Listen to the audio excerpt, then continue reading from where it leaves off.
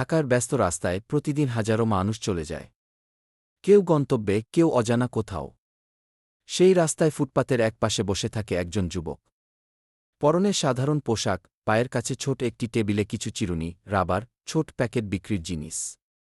তার গলায় ঝুলে থাকা একটি সাদা পোস্টারে লেখা, পড়াতে চাই, ইংরেজি এক্সপার্ট, স্কেসেলস্টোফোগ।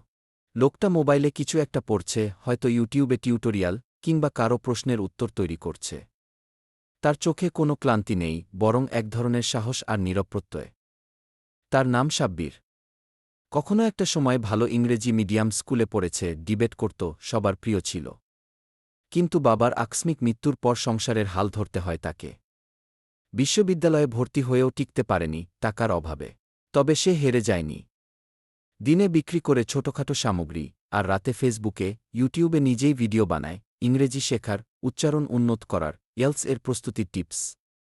যখন সময় পায় তখন ফুটপাথে বসেই মোবাইল হাতে প্রস্তুতি নেয় ছাত্রদের পড়ানোর জন্য। সে জানে সুযোগ এসে ধরা দেয় না, তাকে তৈরি করতে হয়। একদিন এক ভদ্রলোক গাড়ি থামিয়ে তার কাছে এসে দাঁড়ায়। তিনি সাব্বিরের লেখা বোর্ডটি পড়ে থমকে যান। জিজ্ঞেস করেন, তুমি কি সত্যি ইংরেজি পড়াতে পারো?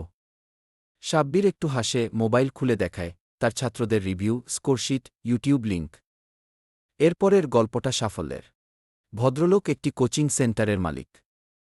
সাব্বিরকে প্রথমে ৫ জন ছাত্র দিয়ে শুরু করতে বলেন। ধীরে ধীরে সেই সংখ্যাটা হয় ৫-০। তারপর ৫-০-০। আজ সাব্বিরের একটি নিজস্ব ইনস্টিটিউট আছে, নাম রেখেছে কি ফুড ফ্যাক্ট ফিউচার গি।